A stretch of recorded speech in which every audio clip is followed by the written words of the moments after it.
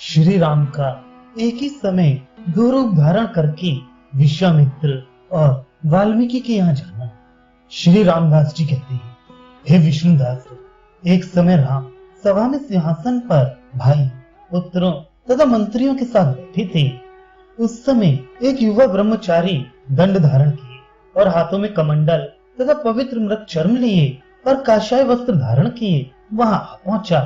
उसे देखते ही श्रीमान रामचंद्र जी आसन से उठ खड़े हुए, थोड़ा आगे बढ़कर उसे प्रणाम किया और एक अच्छे आसन पर बिठाया। फिर गौदान देकर उन्होंने उसकी पूजा की। पूजन कर देने के पश्चात राम ने कहा, हे विप्र, आज आपके दर्शन से मैं अपने को धन्य समझता हूँ। अच्छा, अब आप मुझे यह आज्ञा दीजिए कि जिसके लिए आप यहाँ आए हो। राम की बात सुनकर ब्रह्मचारी कहने लगा, श्री वाल्मीकि जी ने मुझे आपके पास भेजा है।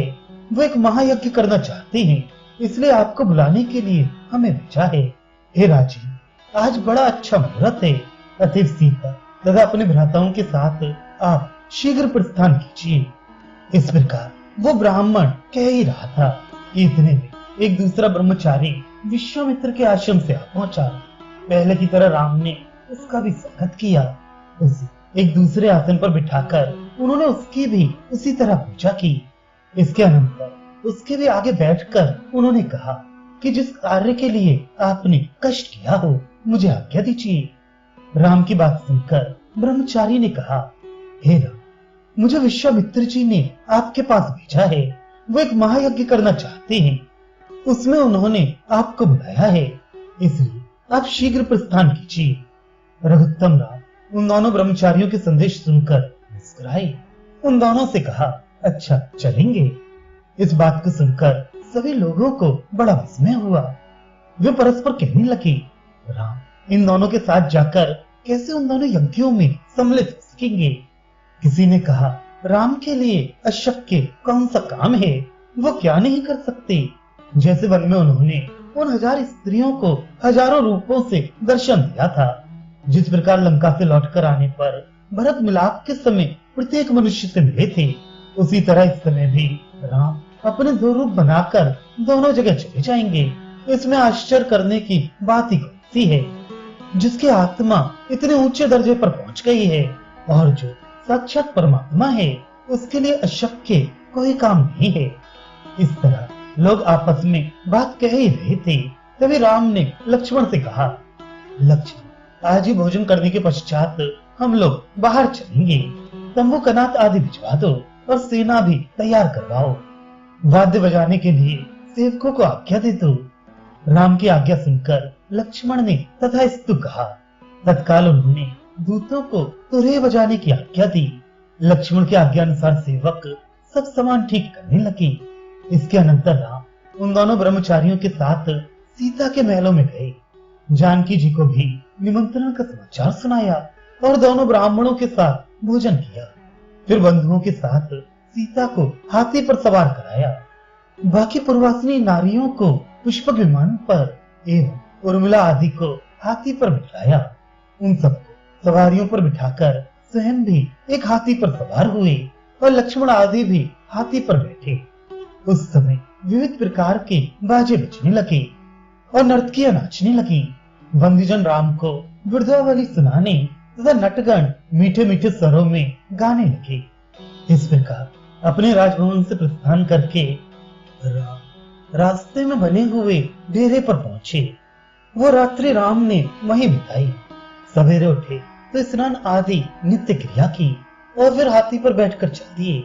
2 कोस आगे जाने पर जहाँ से विश्वामित्र तथा वाल्मीकि के आश्रमों के रास्ते अलग होते थे, वहां से उन्होंने सेना समेत अपना 2 स्वरूप बना लिया। उस समय दोनों रास्तों में राम सेना, सीता तथा पुत्र वधु आदि से युक्त होकर चले। उस समय जितने भी मनुष्य साथ थे, वे सब एक के 2 दिखाई दिए। पुष्पक विमान भी 2 हो गया और दोनों ब्रह्मचारियों में से एक राम को विश्वामित्र के आश्रम की ओर ले चला, दूसरा वाल्मीकि के आश्रम को। उस समय मनुष्य से लेकर साथ के कुत्ते तक 2 होकर दिखाई दे रहे थे। वे लोग अपने 2 शरीरों को देखकर बहुत विस्मित हुए। इस प्रकार वे दोनों राम अपनी अपनी सेना, सीता और बंधुओं के साथ दोनों आश्रमों को चले। जबकि आश्रम पर पहुंचे तो दोनों ऋषियों ने अगवानी करके उनकी पूजा की। इस प्रकार पहुंच कर उन दोनों का यज्ञ समाप्त हो जाने पर फिर वे दोनों राम पहले की तरह अयोध्या को लौटे। जाते समय जिस स्थान पर राम ने अपने 2 रूप बनाए थे, वहां पहुंचने पर फिर एक हो गए। विश्वामित्र का ब्रह्मचारी तथा वाल्मीकि का ब्राह्मण, वे दोनों भी एक ही एक हो गए। इसी तरह पुष्पक विमान और सेना भी एक हो गई। इस प्रकार श्री रामचंद्र जी आनंद पूर्वक अपनी अयोध्या नगरी में प्रविष्ट हुए। उस समय भी नाना प्रकार के बाजे बजे और नर्तकियां नाची। पूर्वासिनी नारियों ने पुष्पक विमान से राम पर फूलों की वर्षा की। वंदे जनों ने स्तुति की और गाने वालों ने अच्छे अच्छे गायन गाए। और सभा में पहुंचकर राम राज सिंहासन पर बैठे। सीता उर्मिला आदि के साथ महल के भीतर गई। श्री रामदास जी कहते हैं, हे विप्र, राम ने हजारों प्रकार के जिन महान और अलौकिक कार्यों को किया था, उनका वाल्मीकि जी ने विस्तृत वर्णन किया है और मैंने तो उसमें से सार भाग मात्र लेकर सब कथा सुनाई है, क्योंकि प्रभु ने मुझे ऐसा ही करने की आज्ञा दी थी। तुम धन्य हो जिसके लिए भगवान ने स्वयं मुझे कथा सुनाने की आज्ञा दी। वो महर्षि वाल्मीकि धन्य हैं जिन्होंने हमें और तुमको सुनने सुनाने के लिए भूतकाल की तरह भविष्य का सारा रामचरित्र राम अवतार के पहले ही लिख डाला था।